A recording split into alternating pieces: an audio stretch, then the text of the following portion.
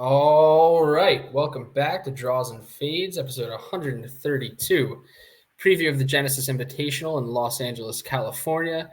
I'm your host, Owen Vrabel, joined by my co-host, Matthew Miller. What's going on, guys? Welcome back. Welcome back. Thank you all for listening. As always, this podcast is sponsored by Rotoballer. Make sure to check out rotoballer.com/PGA for all of our content at Rotoballers. We got content on outright betting, DFS, matchup betting, everything you would need in the golf betting market. Please head over to rotoballer.com/PGA. All right, so today we're going to be recapping the Phoenix Open as well as Live Las Vegas. We'll get into our course preview at Riviera and some tournament history for the Genesis. Then we'll get into the odds list on FanDuel, give you our best outright picks of the week, check out some long shots as the long shot train continues to roll on in the PGA. And I'll give you my one and done thoughts at the end. So this is now our second elevated event in 3 weeks. So we have a limited field here, only 70 guys in the field this week in Los Angeles. And it should set up to be a great week. So I will be in attendance most likely Friday, potentially Saturday. So again, if anyone's going to be out there, shoot me a DM. I'd love to meet you guys. So yeah, let's get into it. Whoever meets up with you, you are supplying the drinks, right? Your tab's open. Yeah. Well, considering I probably not going to get many requests, sure, buy a drink.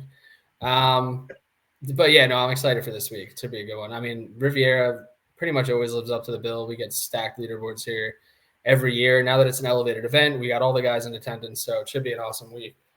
And we're coming off a jam-packed week. Live Las Vegas had a great week. They went with the approach of finishing on Saturday, so they started on Thursday. You were right in the mix again. You had Gooch right there. I mean, he kind of fell off. You RIP'd him on Twitter, and then he came back. Yeah, it was like the Undertaker gif, like happening in real life. Yeah, he rose from the dead. I mean, he hit one into the water, like just idiotic shot. He like went into the front of the lake, like not even close to getting it over the water. Yeah, it was bizarre. And then the very next hole, he just drilled a bunker shot right into the lip of the bunker and ended up double bogeying. And I'm like, well, he's toast. Yeah, and so to give some full perspective on it, so going into the final round, DJ, Rom, and Bryson in the final group. Bryson puts up a great round on Friday to be at the top of the leaderboard. Rom and DJ were right there. And to give you credit as well, you had Paul Casey, who was a co-share of the first round lead. Him and Harold Varner both played pretty poorly after that, although I guess Casey ended up finishing inside the top 10. But yeah, I mean, so you were honored again. And if you're Live, I mean, it's pretty much everything you could have asked for. DJ wins, pretty dramatic fashion. I mean, Rom obviously imploding on the par 5 15th. Bryson playing poorly all day. I mean, those two kind of pulled themselves out of contention. But DJ, Gooch, and then Peter Uihlein and Wolf both played great. So, DJ, when DJ's on like that, like he's just so cool, calm, and collected. Like 180 yards in on that last par 4 needed to make par, puts it to 20 feet, 2-putt. And then obviously he had the clutch birdie putt on 17 to prevent him from being in a playoff, which, I mean, after you announced Gooch to be dead, he got hot again. He finished on a par 5, makes birdie, sitting there with Uihlein at minus 11, thinking that you might get a playoff, but DJ just doing DJ stuff. Yeah, and I think they got, I mean, obviously great leaderboard for them. They got another big name winner.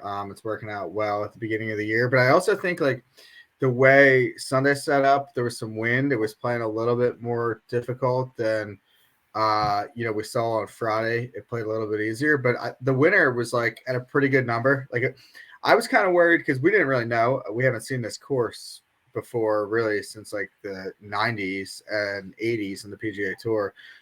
Which we weren't even alive for, but like there was some concern out there that because it wasn't that long, and really I kind of was right that if you were in the fairway, it was scoreable, but you were kind of getting penalized if you were missing fairways.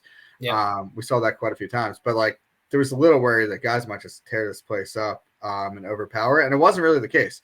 Like if you hit it straight, you had a good chance to get on the green and make birdie. But if you missed the fairway, I mean, guys were OB, you were having to punch out. It was narrow.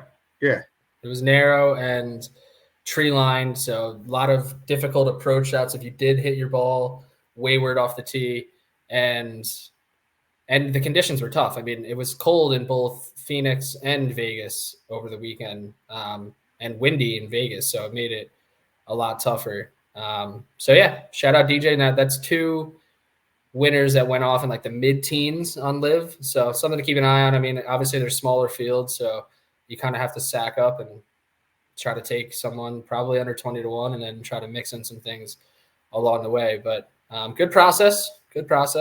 Almost 2 for 2 on Live, so it would have been a hot start. But yeah, good start on Live, not so much on PGA. Yeah, not so much on PGA. So unfortunately for me, I've actually been pretty close a few times. Obviously, Henley, Burns, and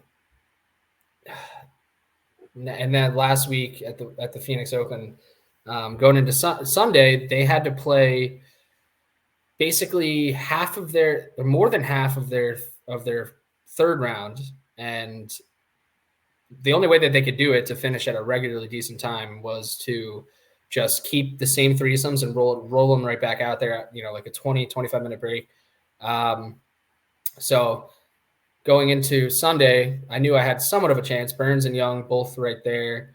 And at the time, well, I guess not at that time, because I actually was rooting for Rahm and Liv because of my triple play. That would have been nice. But I didn't have JT, but he was in the mix. So they had a pretty nice leaderboard working. Scotty was up there, JT, Spieth, Burns, Young, Thigala, and then the Waste Management GOAT, Charlie Hoffman. And Sunday, the logo. I mean, it's crazy. He's 47 years old. He's adopted them as his sponsor for God knows how long, as long as I can remember, and he rocks them all the time. He wears the green glove. That's just Waste Management Charlie. So the fact that he was in the mix come Sunday, we haven't seen from him in a while. I mean, we know he can get hot for a round, and people like to bet him first round leader at Waste Management and at the Masters, and so that was a super cool story. But around the turn, I mean, Scotty was absolutely on fire. He had made a ton of birdies at the end of his third round, which also was on Sunday, and he kind of rolled that right in. You're like, all right, Scotty has got the lead now. He's not looking back. Every approach shot was within 15 feet, and a lot of the other guys were kind of either stalling or going backwards. Shout out Cam Young for birdieing the first hole of the fourth round and then proceeding to make par on number 3 after being in the fairway, and then bogeying from 24 feet on the fourth hole, and then doubling number 7. So that ended pretty quickly. But yeah, then the Super Bowl starting, and we got like 4 or 5 holes left for the leaders, maybe even more than that. We're like 5 or 6 holes. And Scheffler misses multiple short birdie putts on the par 5s, wastes them both. And Hoffman just kept the pedal on the ground. You're like, holy shit, Charlie Hoffman going to pull this off? I mean, he was hitting great shot after great shot, making putts. And then Nick Taylor gets hot. He laid up on the 15th par 5 and looked like a questionable decision. At the time, he was down 3. And I mean, you would think you would want to give yourself a chance at eagle, but he lays up and it puts it to 3 feet, makes that, goes to 16, puts it inside 10 feet, makes that, then doesn't make birdie at the 17th when he probably needed one. 18 is not the easiest hole. Then makes birdie on 18 to send it to a playoff, and then makes birdie 2 more times on 18. So impressive stuff from Nick Taylor. Obviously, he also shot 60 in round 1. He shot 11 under. Just a crazy week from Nick Taylor. Now, I mean, we don't talk about him a ton on here, but 3-time winner, 2 very clutch moments at the Canadian Open last year. It's a 50-foot bomb for eagle, even longer than that. And then this year, birdies 5 of his last 7 holes to win the Phoenix Open, which, uh, uh, has a very nice list of past champions. So maybe we should start putting some more respect on Nick Taylor's name, huh? Yeah, he's building a little bit of a resume for himself. I think, like you mentioned, I mean, given the leaderboard that we kind of had going into the last day, that could have worked out a lot differently for the PGA Tour. I mean, if you had Scheffler, keep his foot on the gas on the back 9 there, and then instead of Nick Taylor having that day, you had kind of like JT go low. It could have been a really cool finish. Obviously, had it not run into the Super Bowl. Would have been cool if it was Cam Young or Sam Burns too. Yeah, well, yeah, for you, but well, I think in general too. Yeah. Well, yeah. I mean, those two guys were not the preferred choices. And I mean, I got a soft spot for Charlie Hoffman, but I don't necessarily need to see a playoff with him in it. Yeah, but I think most people had a soft spot for Charlie Hoffman. Were definitely once that he kind of separated, it was like him or, I mean, really it was either Scotty or Nick Taylor. Like everyone's pulling for Charlie Hoffman, but yeah, and then also, shitty timing for them. Obviously, it ran over an hour into the Super Bowl, so I'm sure not as many people got to see the dramatic playoff finish that it ended up being. And that's where, I mean, we talked about it a little bit last week. I don't think it's a horrible idea for them to go to a Wednesday, Saturday type schedule for that event, just because of what could happen. Like if you had mentioned, if it was Scheffler and JT going to a playoff, now you're competing against a Super Bowl. It's like, damn, that's a huge opportunity missed. So luckily for them, I think it was Hoffman and Nick Taylor and not something more, not two of the more elite players. But it always brings a drama. I think people were talking about the craziness at the course. Yeah, I was just going to say, I mean, 2 quick points I wanted to touch on. One was just like, I feel like the crowd's always a bit crazy, but this year they kind of stepped it up a notch. People running into the bunkers, and someone fell out of the grandstand. They stopped serving alcohol. Like it's kind of just got out of hand. The players were getting into it with the fans. I think it was, Zach Johnson, Billy Horschel, and I think even Spieth said something to the gallery at one point because someone talked in his backswing. So it seemed like the fans really took it a step further this year. Yeah. Well, again, PGA, not necessarily to their fault, although I would start the tournament on Wednesday, but the weather really screwed them too because they had those long delays and shit where, it's already a party crowd and now people are just, they have nothing to do. They're just getting hammered. And then long delays in between when players were at certain holes. So yeah, it's rowdy as hell. I think it's jumped the shark a bit. Like it's like, maybe a little bit overdone, but it's been pretty similar. Like, and now social media is more prevalent, like more videos are being taken. Like, I'm not saying there's a fight every year at the Waste Management Open, but I'm sure there have been fights before we saw one of those. Like last year, we had that guy wearing a thong on the 16th green, and then he somehow security couldn't get him. He ran through the tunnel, got into 17, ran all the way down 17, and jumped in the lake.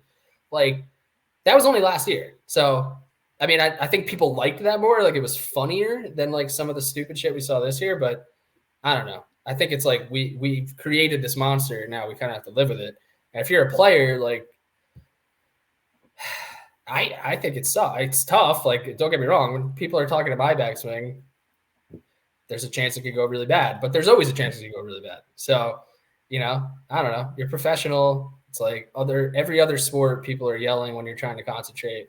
I know it's a really difficult sport, but like guys are trying to hit 98-mile-per-hour fastballs in the playoffs. The stadium's packed with 50,000 people, and they still are able to do their job. So Billy Horschel and Zach Johnson come off like real softies, in my opinion. Like even if you really felt that way, you'd probably just keep that to yourself. Zach Johnson, dude, who are you? Like that person's dad or something? Like what the fuck are you trying to prove here? Billy Horschel at least was talking about someone else's shot. He was pissed that someone was talking during someone else's back.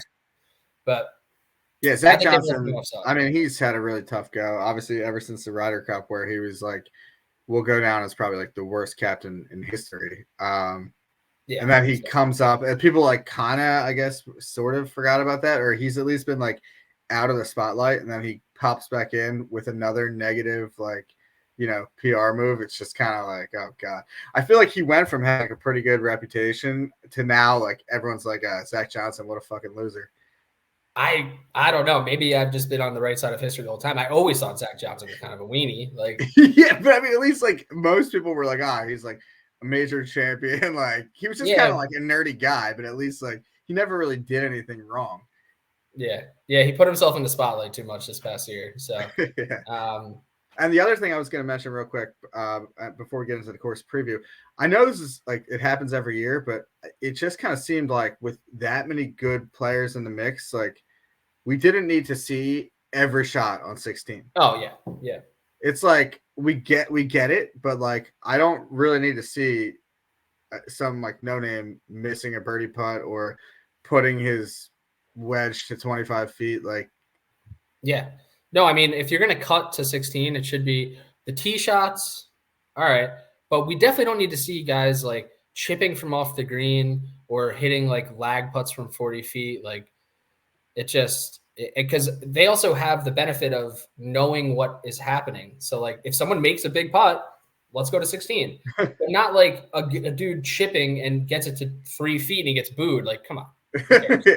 But I mean, I thought Kisner and Smiley were good, but it was just overdone. So yeah, they have some work to do because who knows if the players, because again, I think players probably were keeping some stuff to themselves. Like it is a tough environment. You do know what you're signing up for, but now that it's sandwiched in between two, elevated events, I know that they changed it from last year to this year and we'll see what they do next year. But if that's I can't imagine that Riv is like, I can't imagine Genesis will ever not be elevated.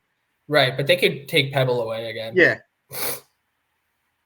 But they might not. So we'll see. Yeah. So all in all, another not profitable week on the outright betting market, and another what is that 6 in a row over 100 to 1. So we get back to it. We're at Riviera. Your boy lives in LA. We got good vibes. We are going to find the winner this week. Come hell or high water. So let's get into it. We're at Riviera. Give us a course preview. And it's interesting before you get into it, tournament winners, a lot of live guys that are not here. So should open it up. Yeah. John Rahm, defending champ. He's not here to defend his crown. Yeah. Par 71, 7,322 yards, Kikuya grass and Poa greens. The yardage doesn't sound that crazy when you read it off, but actually the way it's kind of distributed among holes makes this course a really long, challenging course. So the 3 par 5s are all relatively short. Like they're not, you don't have like a 600-yard par 5 or anything like that. So there's not like the extra yardage built into the par 5s. And then hole 10 is the drivable par 4. So when you consider that's only 310 yards, whatever it is, there's a lot of length that goes into those other par 4s. 7 of them are over 450 yards. There's a lot of approach shots coming from 175 plus. So really, if you take away the 4 holes that are reachable, the 3 par 5s and the drivable 10th, most of the holes are long and tough here. Yep. Yeah. 100%.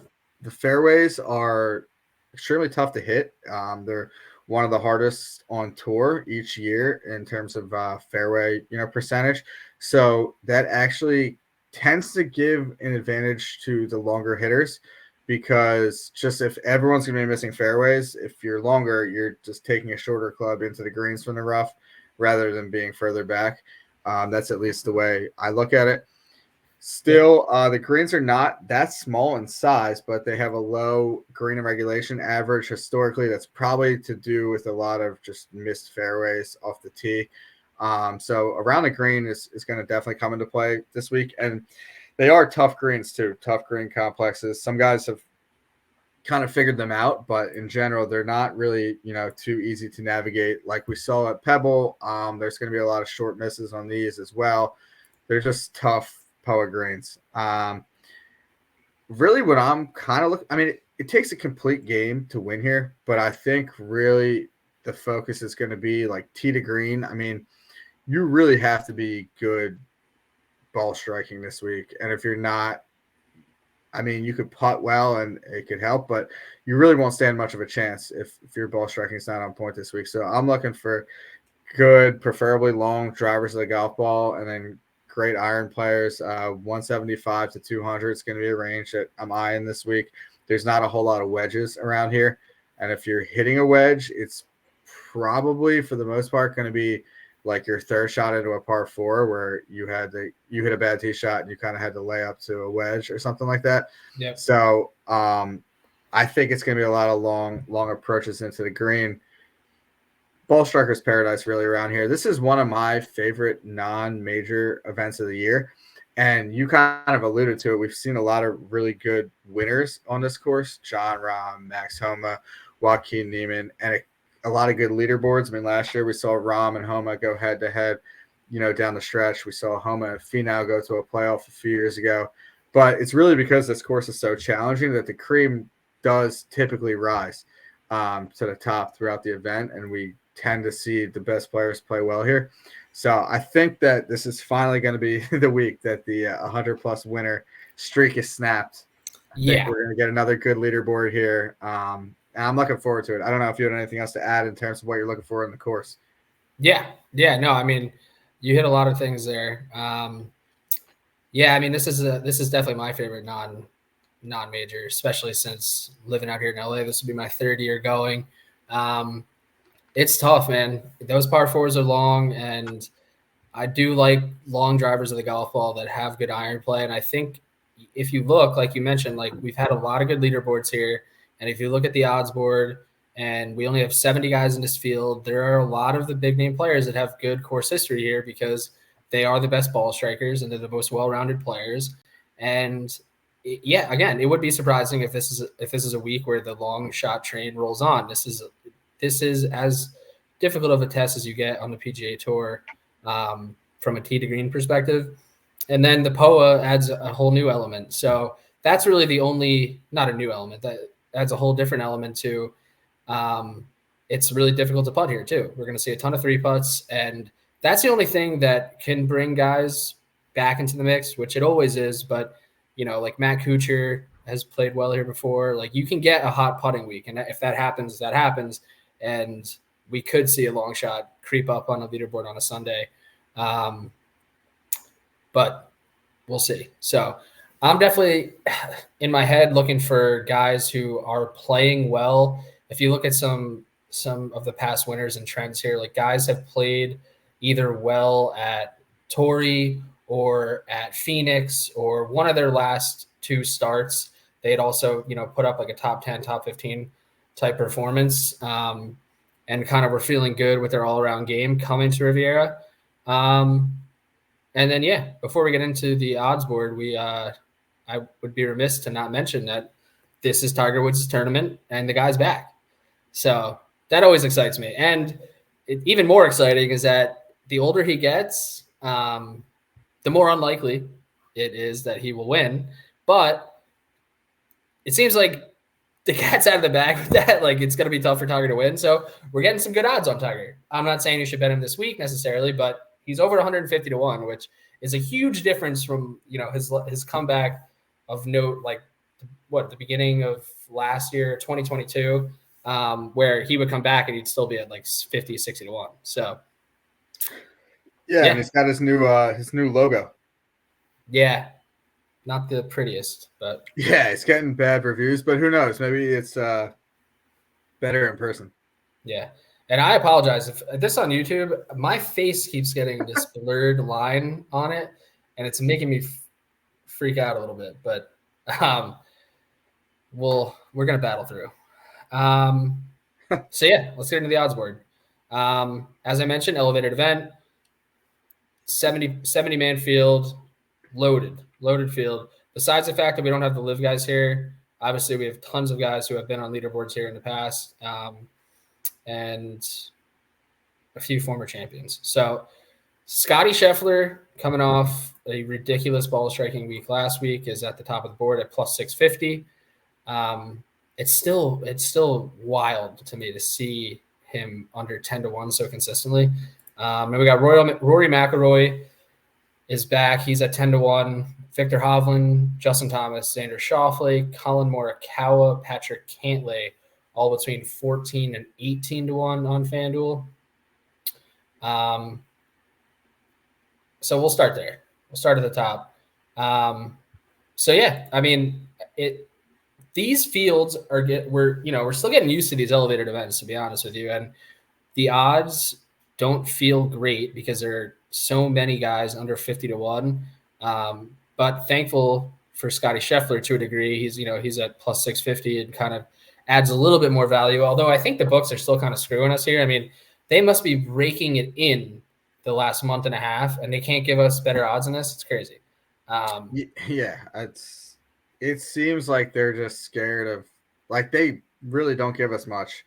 But only one guy can win, and you're telling me we have to choose between fucking 12 guys under 25-1? Like, that's insane.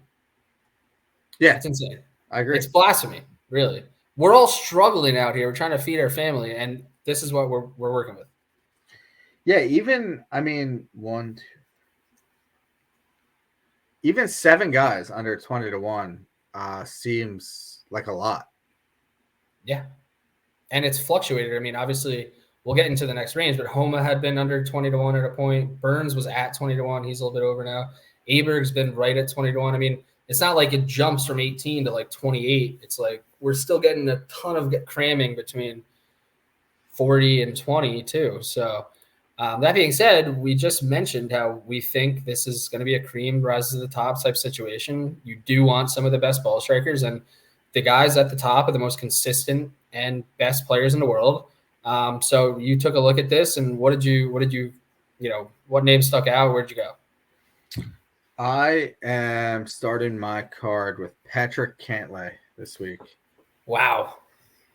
Patty Ice. Patty Ice. I actually got him. He drifted earlier today. He started at 18, I think, on FanDuel. Then I saw him jump up to 20. And I clicked on it. I like the 2 in front of his name a lot better than the 1. So I did jump on that at 20-1. He's kind of had a weird start to the year. He came 12th of the Century, 52nd at the Amex, 54th at the Farmers, and 11th at Pebble in that 3-round event. But it's kind of been weird, like, how he's done it. The Amex, he started off great. He shot 64, 66, 67 first 3 days, and then he shoots 76, completely implodes on Sunday. Farmers, he goes out, fires 65 day 1. Then he shoots 73, 74, 75. Even Pebble, he shoots 64 day 1. Like, he's had good rounds. But so maybe we should bet him first round leader. Yeah, well, yeah, definitely. We probably should do that too. But he just hasn't really put it together yet. But I kind of just like his fit for this course. I mean, he's one of those players. We talk about it a lot. Him and Xander both are kind of just all-around guys. There's not really a glaring weakness in their game. And I think a course like Riviera really suits a well-rounded player. You're going to need to have a well-rounded game to win here. He's got great history here. He came 3rd last year. Prior to that, he's 33rd, 15th, 17th, 15th here. So he always plays well at Riviera. We talked about it right before we came on. He's first in the field last 24 rounds, strokes gained total at Riviera. So this is really a course that he, has a lot of success at. Not the hottest start to the year, but I think we might be catching a little bit of a number on him as a result of that. So I'm going to go with Cantlay this week. Yeah, it sounds like you could write a love story about Cantlay this week. Yeah, I mean, I could see where you're coming from. I don't think you're catching a huge number. I mean, he's at 20, Xander's at 16, JT's at 16. I think you get a nice little bump there for him not playing super great and having good course history. And it's tough at top. I've had thoughts on a few of these guys. Obviously, I go past Scotty and Rory. Hovland's been really good here, but not off to a great start. So I don't really love betting him coming off some poor form. JT playing pretty well. back-to-back pretty good performances. Also has pretty good course history here. You could say a lot for most of these guys up here. We've seen good finishes from pretty much everyone under 20-1. And it's really whatever spin zone you want to make into making it your best pick, your favorite pick of the week. So I'm a little conflicted up top for sure, because I do have two bets that are locked in already between 20 and 40, and I'm basically needing to make up my mind if I'm really just going to commit to one of the elite players winning or not. And if I do commit to that, I'm definitely between Morikawa and Justin Thomas. So Morikawa, 2 top 6 finishes in his last 2 appearances here. Putts well here. I mean, he gained over 6 strokes in 2022, gained over 2 strokes in 2023. Has been really good off the tee here. Has been good on approach. We know he can get hot with his irons. We know he's an elite ball striker. He's not the longest, but that's where I think his advantage lies off the tee. If he's feeling it with his driver, he's going to hit more fairways than most. And he's coming off a pretty good performance at Pebble Beach, finished 14th, again in a 54-hole event, so it's tough to really read too much into that. And he played well at the Century Tournament Champions. So I'm considering Colin and JT. JT obviously coming off of, was it back-to-back top 10s? Did he end up in the top 10 last week? I'm not I don't know where he finished. He finished, so he's coming off 3 consecutive finishes inside the top 12. 3rd at the American Express, 6th at the AT&T, and 12th last week in Phoenix, in which he really stalled out on Sunday. So those are my 2 favorite plays up top. But like I mentioned, you can make a case for Cantlay, you can make a case for Hovland, you can certainly make a case for Rory and Scheffler. And I like your thought process on Cantlay having at least a good number in comparison to some of those guys. So let's get into the next range. 20 to 40, let's say. We got Sam Burns, Jordan Spieth, Adam Scott. So Sam Burns at 22, Spieth at 28 currently on FanDuel. Then Adam Scott at 30, Sahith 35, Cam Young, Tommy Fleetwood, Tony Finau 35. And then Fitzpatrick, Wyndham Clark, Will Zalatoris between 40 and 45, and then we're over 50. So I guess maybe I downplayed that a little bit. I guess there's only 2 guys between 22 and 30 right now. But it still kind of feels like we're not getting great numbers on these guys, considering we've already ran through the top 7 players, and now, Ludwig's at 20, and we go from there. But yeah, I'll start this range off. I'm going back to Sam Burns. I mean, again, no one's going to be surprised. It just feels like he's close. He's really close. I mean, obviously he puts one in the water at 17 at the Amex, lets Nick Dunlap win as an amateur. I'm sure he's been thinking about that. But to come back from that and play as well as he did at Pebble Beach, finishing 10th in a 54-hole event in which he looked like he had kind of turned it on a bit there, and then backs it up with another strong performance last week where he finishes 3rd at the Waste Management. And I had him last week, and he did miss a couple of short putts and wasted 17 on Sunday. But at the end of the day, he would have needed to be pretty perfect on that back 9 to really get to 21 under. So I wasn't like disappointed necessarily in his play. It's just he didn't do enough up until that point to really give himself a chance. So he's putting the ball really well. He's hitting the ball well on approach. He's not the longest off the tee either. But strong on the par 4s from over 450 yards. And he's just really good at avoiding bogeys and not 3-putting, although, you will 3-putt here. I like Sam on the greens, and I'm feeling it. Sam Burns, I got a 25, so I don't hate that. And yeah, I'm just handcuffed here. I have to do it. He's playing too well. He obviously also has a 3rd place finish back in 2021 where he had the lead into the back 9 on Sunday and played really poorly, and I think he didn't even get into the playoff with Finau and Homa. So I want to say it was 11. 11, he drove it out of bounds. Yeah. So that's hey, Sam Burns. There's always a worry for an errant shot, but overall he's just super consistent and he is a very well-rounded player. So I'm back on the Sam Burns trade, Matt. No surprise here. So I'm not surprised. I mean, I guess I don't necessarily blame you for not jumping off. He's been in the mix. 3 weeks in Yeah, a row. it's Yeah. just he's weird. Like he's weird because he's won a good amount on tour, but he still does like Yeah, weird but small things when he's in the mix. That it's like yeah, but you're gonna it's say weird. that, but everyone does that. Scotty Scheffler just did it last week. You know, like I like that he's in contention often, and he has 6 wins, and they've come in the last couple of years. So I still think he's a closer, and even like yesterday, I mean, he didn't finish at 21 under, but he played as good as anyone besides Taylor and Hoffman down the stretch on Sunday. So I still trust my guy Burns. I still trust him. He's won me too much money to get off now. So um, where your head at between 20 and 50? I don't know if I said Max Homa, but he's drifted down to 20 as well. Yeah, he was. I mean, obviously, I like Homa at Riviera. I like Homa in general, but it's kind of weird seeing him at these numbers. We talked about it kind of at the beginning of the year, but now we have sort of all the best names in the field. Homa really hasn't played well at all to start the year.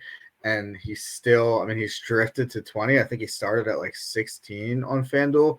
I get that he's, this is his hometown event. He's played really well here in the past.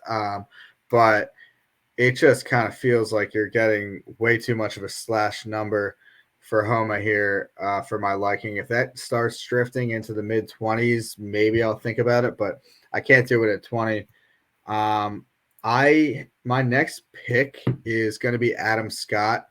He has drifted down. I got him earlier today at 40, which I'm happy about because he's all the way down to 30 right now on FanDuel. But I like him a lot at this course. He won for us on this course back in 2021. I think it was 2021, was it? Or 2019? It was 20? 2020. 2020. So, yeah. 2020, he won for us here. Big win. That might have been our first group win on the podcast. Could have been 15 years apart from his first win here. Look at that. Pretty crazy. And that shows you that Adam Scott still looks great for his age. Yeah, and he's playing well. So, I mean, I kind of have talked about it recently because I've been taking him, but he played really well going into the PGA season. And then his 2 starts on the PGA so far, he came 20th at Pebble in 3 rounds where he really just did not have a good first round. And then he came 8th last week at Waste Management. And that was, again, he shot over par in the first round of the Waste Management. If he didn't shoot himself in the foot, he would have been, kind of in contention there on Sunday. I look at what he did last week. He gained 6.5 shots on approach. He gained 2.5 on approach at Pebble. So he's really hitting his irons well so far this year. And he also gained 1.7 and 1.8 off the tee in each of those. So his tee to green game has really been clicking the last 2 weeks. He's at a course where he's played really well. 2 additional top 10s recently outside of his win in the last 5 years. He's another guy. He's 3rd in the field in strokes gained total at Riviera. So I like Scott on this course and what he's doing recently. So I'll be on board the Adam Scott train again this week. You worried at all about 3 weeks in a row for a 43-year-old? Because I just looked it up, so I have something to tell you, but I'm not. You've already made the bet, so, and I think it's a good bet. He's been really good. I'm not making it. I didn't get it at 40. I wouldn't take it at 30, but I just looked. He's only played 3 weeks in a row on the PGA Tour once in the last 2 years, and that was the PGA Tour playoffs, and another time back in 2021. It's just weird because we've noticed this before with Adam Scott. He really picks and chooses his spots. He doesn't come and play every event. So I kind of was surprised that he played last week because I know he loves it here. And then his comments are all positive. Like he's excited. He's happy about how he's playing and he's excited to go to a course he's won twice at. So yeah, I don't know. Last week was a weird stop for him. I guess in that spin, it's good that they only had 3 rounds of Pebble. True. You kind of got that extra day of rest in there. Yeah, the So day of he's- rest and when the power went out and he was in a torrential storm. But no, yeah, I feel you. And I've kind of handcuffed myself here with my second pick as well. I'm going back to Cam Young, and you know, in theory, you could say like, all right, well, you just don't want to miss guys that you just took and are playing well, and that's certainly part of it. But Cam Young also has played here twice, finished runner-up to Neiman back in 2022, and honestly, Neiman went off that year. He shot 19 under. That's the lowest score to par we've had at this tournament. I think in the tournament's history, definitely in the last 30 years. So Neiman was untouchable that week, and Cam Young played great. So did Adam Scott that year. Actually, they were right there, and Morikawa was there as well. But yeah, Cam Young played really well last week, putted really well last week, and he's putt well here before. And he's just the prototype for this type of course, long off the tee, low key a grinder. He does get a little flustered out there. I don't love his temperament at times, but he struck the ball well last week. He gained 4 strokes off the tee, over a stroke and a half on approach. Wasn't great around the green, which he's going to have to clean up a bit, but I've seen him be capable of that before, and that's why he's competed at major championships. That's why he's had 6 runner-up finishes so far in his career. Hasn't gotten over the finish line yet. So yeah, I mean, good course history, good current form, pretty good number at 35-1. Going back to Cameron Young, I would hate myself if he somehow won this week and I wasn't on him. So that definitely plays a part of it. So I had 2 guys played well last week, good course history, stringing together some nice rounds, going back to both of them, feel good about it. So that's where I'm at. Yeah, he has a game that should suit him really well at this course. It has suited him well. Yeah, well, he has had weird like final rounds lately.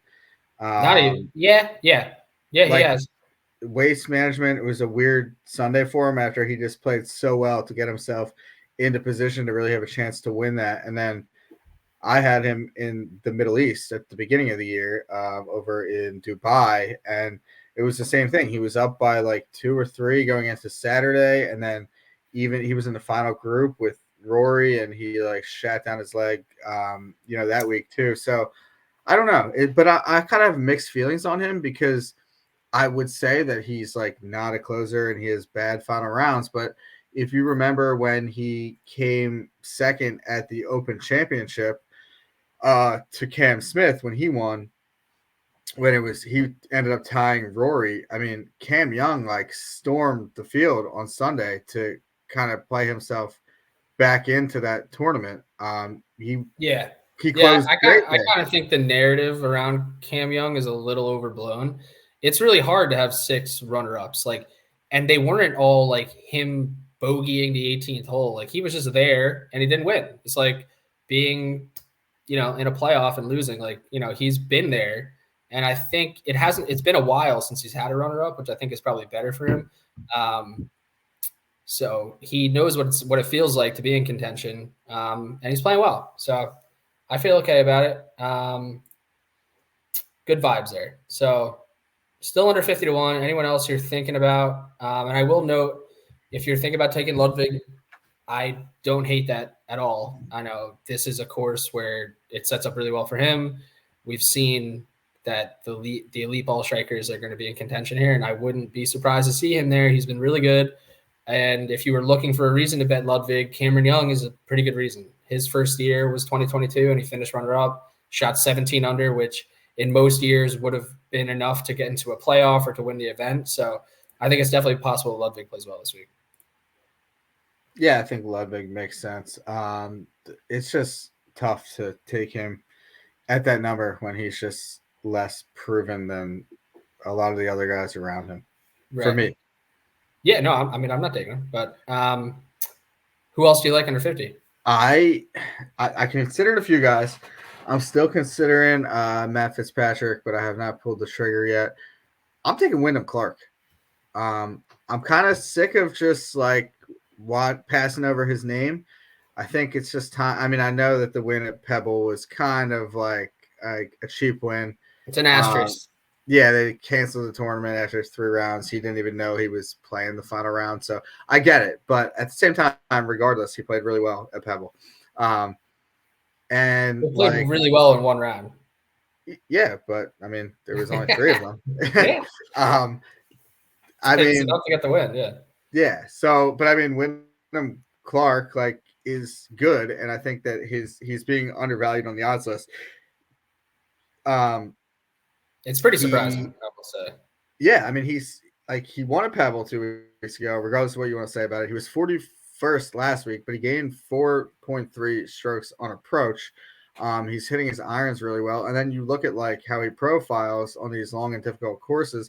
He obviously won the U.S. Open last year at Los Angeles Country Club, a West Coast course that's long. Obviously, he kind of took advantage of the wide fairways there, but nonetheless, he was hitting long approaches into tough to hit greens. He putted well on those POA greens. What he's going to need to do this week. He won Quail Hollow last year, another elevated event. That's another long, difficult course, and there is some crossover winners between Quail Hollow and Riviera as well. Max Homa won both of them. James Hahn won both of them. So, and he's done well on the West Coast. So I think that he makes a whole lot of sense here. I don't know why he's going off at 45-1. I really feel like he should be somewhere around 30 or maybe even into the 20s. I think is fair for him. He's got pretty good history here. I mean, he was 33rd last year. He got DQ'd in 2022 for signing an incorrect scorecard. But prior to that, he was 8th in 2021 and 17th. So he's got pretty good, history here as well. So I do like him this week. I don't think, in my opinion, at least, he should be where he's at on the odds list at 45. I don't see why he's 10 points higher than a Sahith Theegala or someone like that. Yeah, that's fair. Yeah, I mean, he's had a great last year, and obviously he got that W at Pebble a few weeks ago. I think it's tough to win on the PGA Tour, obviously, so I think it'll be tough to win 2 out of the last 3 weeks, would be my only caveat. But the number point makes sense. I'm not betting him, but purely value standpoint, I mean, he's been better than 50-1, 45-1, even though it's an elevated event. I mean, but I'm going to pivot to something probably much more stupid because I sometimes like to get stupid. So I am feeling Will Zalatoris this week. I do think there's some value there. 45-1 on FanDuel right now. And listen, obviously he had a long stretch off, and it's kind of tough to quantify where he's at mentally, as well as physically. But we've seen him now 3 times since he's come back from injury. He missed the cut at the Sony Open, putted really poorly, didn't look good. Then follows that up with a pretty good showing. Played with Daniel Berger at the Amex, and they both looked pretty good, both coming back from injury. He finished 34th that week at a place where I don't expect him to necessarily succeed at. I'm not looking for him at Birdie Fest. And then plays at Torrey Pines and finishes 13th. Kind of a under-the-radar 13th. I mean, we had talked about it offline. You thought that he didn't play well that week, and surprisingly, I thought he played well. I didn't think he was inside the top 15, but he played well. And he only shot 1 under on Sunday and was still right there, finishing T13 at another tough, California course. So I like Will this week. Obviously, he has the course history on his side. Finished 4th here in 2023. Finished 15th here in 2021. 26th here in 2022. And, I mean, he's got to be building confidence because at the Farmers, we're talking about an all-around game. He gained strokes in every facet. And actually his strongest suit was one that he hasn't fully gotten together yet, which is his approach game, which I think could flip for him pretty quickly. So I'm going to do it. I'm going to take Will this week at 45. I don't know if that'll be super popular. Again, if he wasn't coming off of a long injury absence, and now we've seen him for a month, not a whole lot of time, but he would be where Aberg is. I mean, his ceiling is as high as anyone in this field. So, I'm going with Zalatoris. I feel like I'm happy about his last finish and feeling like this could be the week where he kind of shows that he's still a part of this elite group. Yeah, I mean, his game makes sense. It's just a matter, in my opinion, of is he kind of healthy enough and shaking off that rust? Because there's no doubt that his game suits him well here and that he has the talent for it. Right. So the 13th isn't convincing enough for you that he's shaking off the rust? Yeah, I mean, I wouldn't say I'm fully convinced. It's pretty good. Yeah, it's That not was an bad. elevated. That was, oh no, it wasn't elevated, but still, it's a pretty good field. All right. So a couple other things to note. Obviously, Thigala played well last week. 35-1, not for me. Tommy Fleetwood, 35-1. Tony Finau, not for me. Yeah. So I mean, I'll just mention it again real quick. Tony Finau, until you figure out something different with the putter, even if you have good finishes, I can't convince myself you're going to be able to win on a Sunday with that putting stroke. So if he goes to a flat, like the long stick, a la Zalatoris, Adam Scott, Glover, like I could be back. But for now, I'm off. Otherwise, I would think that's a pretty good number because he's really hitting the shit out of the ball. And who knows? He didn't play last week at the Phoenix Open, which is an event he typically loves to play. So maybe he was just putting for days. Who knows? If that's the case and he wins this week, I will be pissed, but whatever.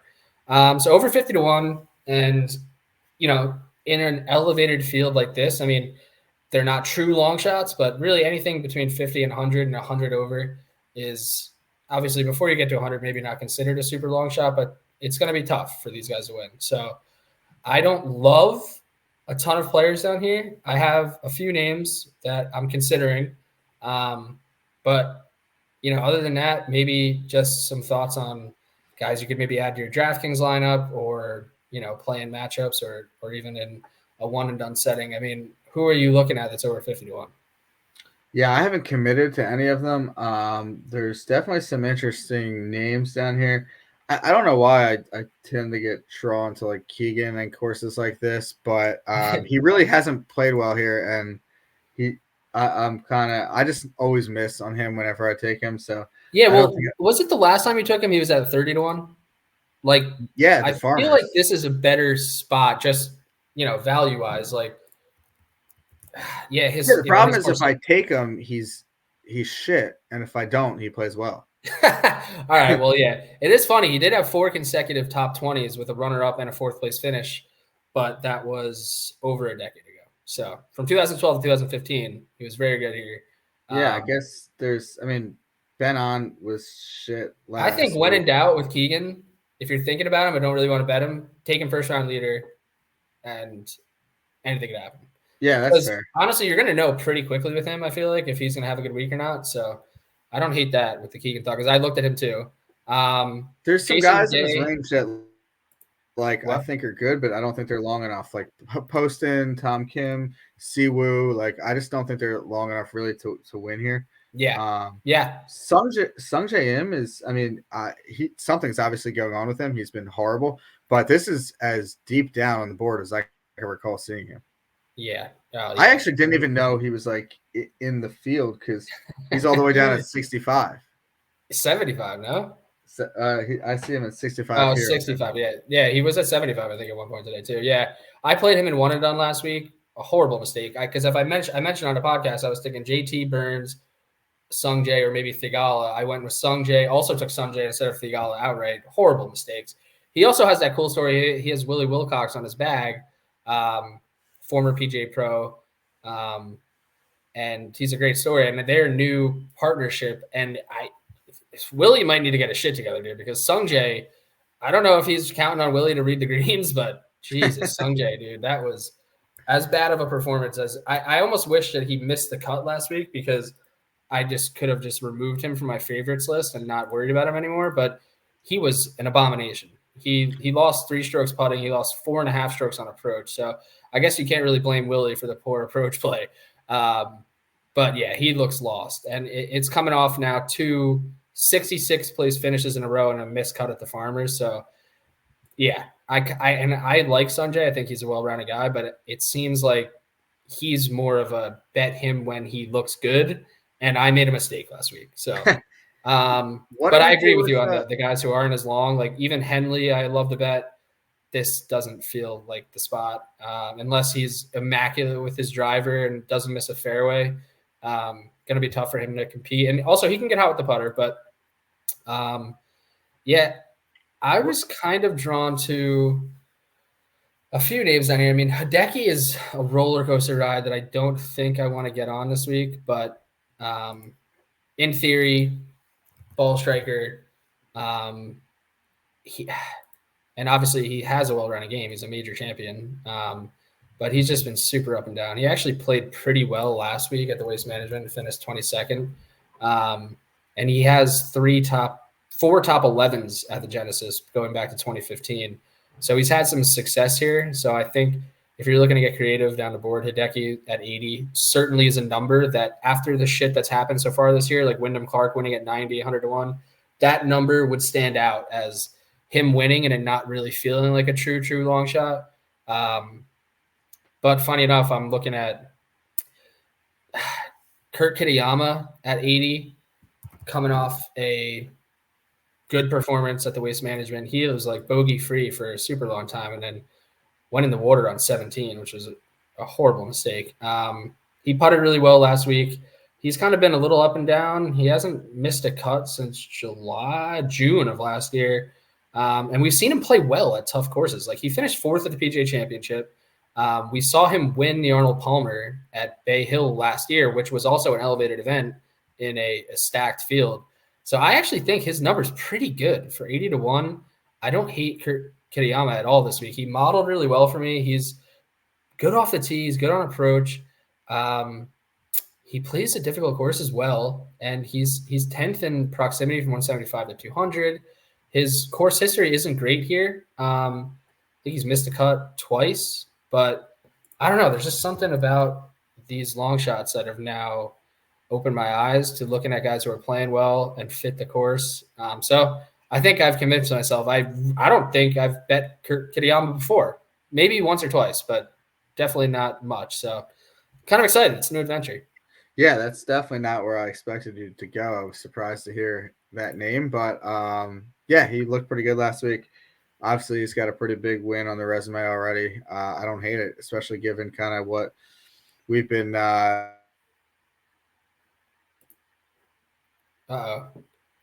Matt has froze. So I'm gonna wait for him to come back. But I'm back now. He's back. All right. Yeah. Yeah. So Kurt Kitayama. Also, some other interesting names down here.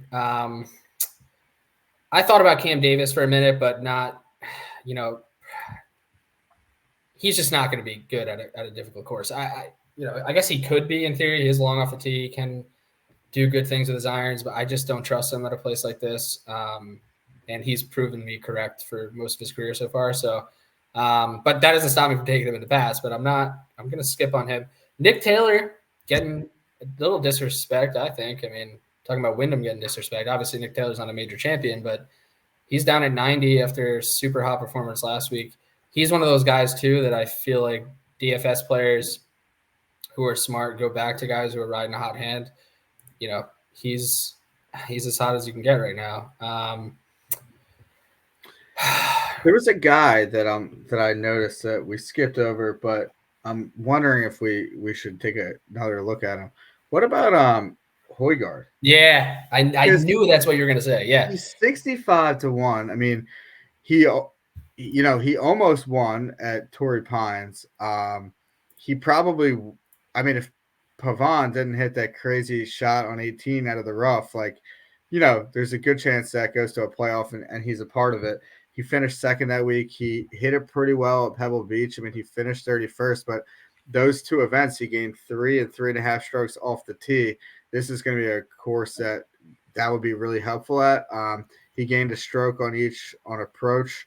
He's putted it pretty well on these POA surfaces. I mean, he's someone who maybe I'm a little bit interested in. Yeah, I mean, it's funny because once you said that, I was looking back and I'm like, you're right.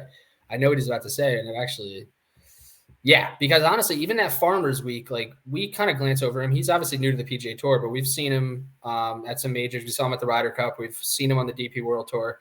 He's an impressive talent, him and his brother both. And I think you're right. I think he is a little under the radar, 65 to 1. for Supreme Talent, getting a discount because he hasn't played this event before.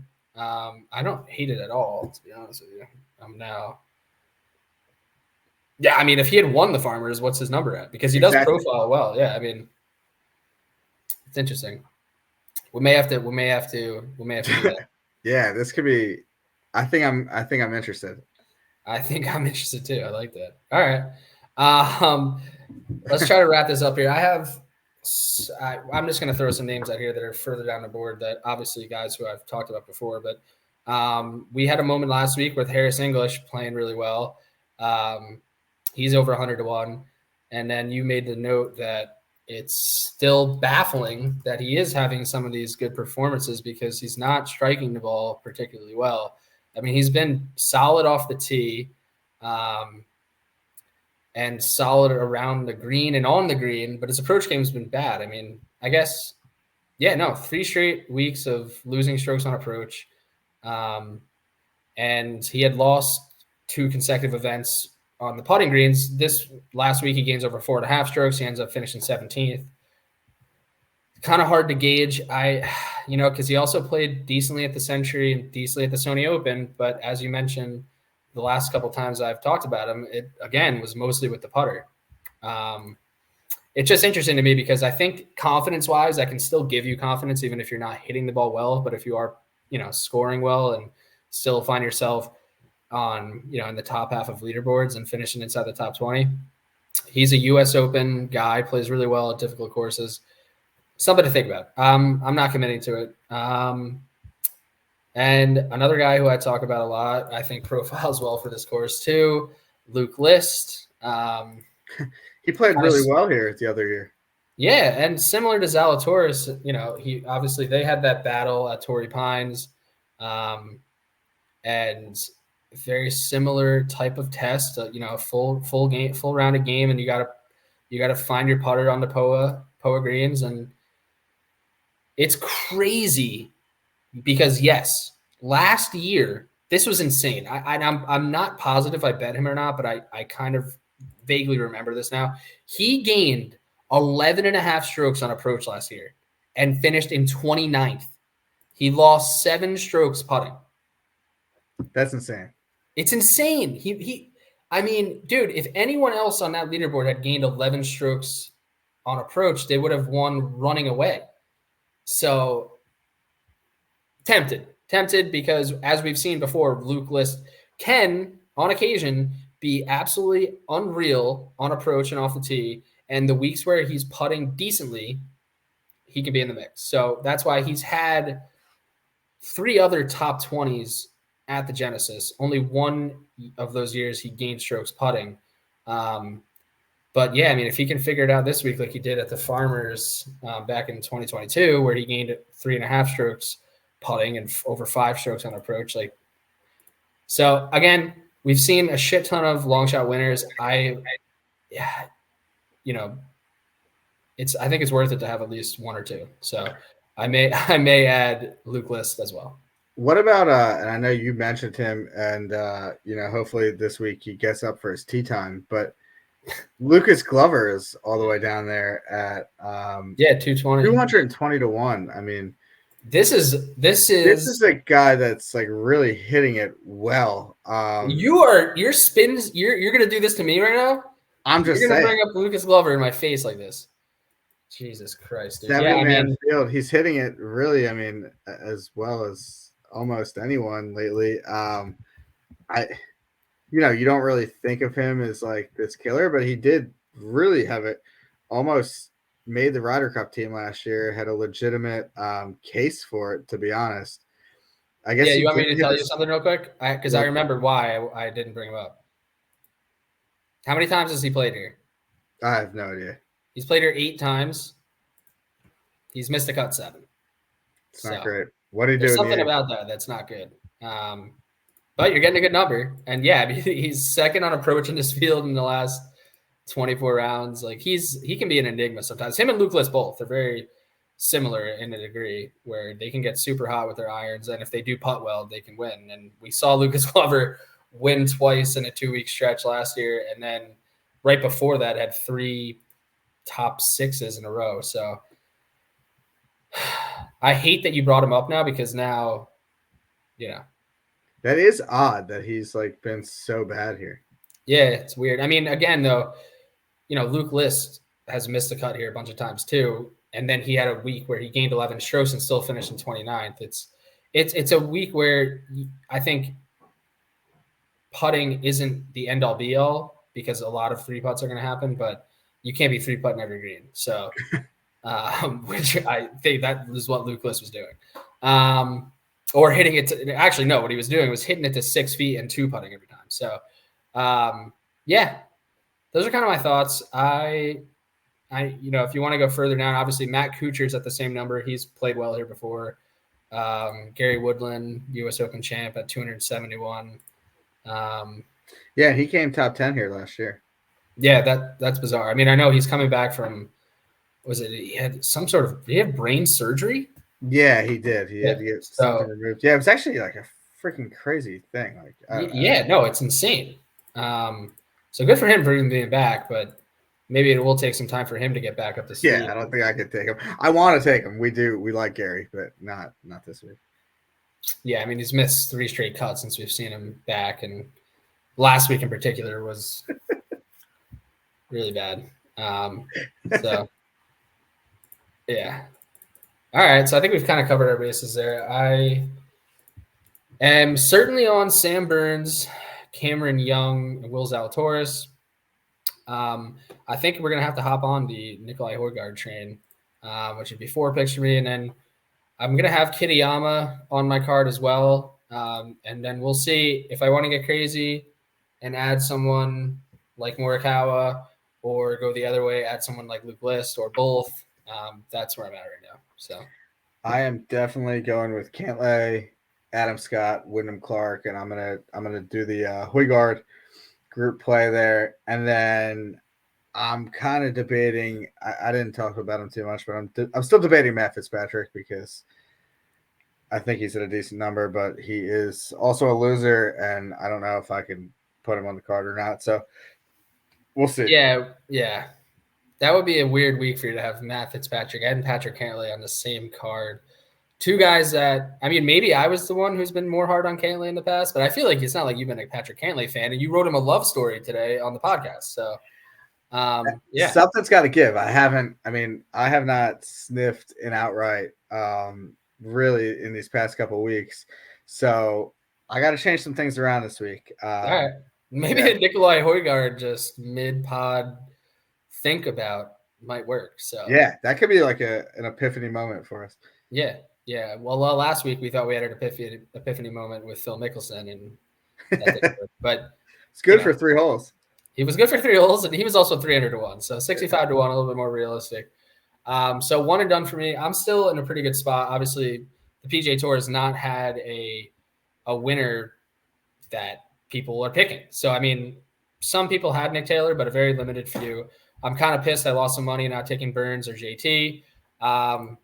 So I need to be smart this week. Elevated event. I'm going to pick one of the big dogs. As of now, I'm probably between Burns and Young because I would probably like to save some of the other guys for potentially the majors. But I'll say your boy Cantlay is definitely on the list. Cantlay, Burns, Young are on the list. Morikawa is on the list.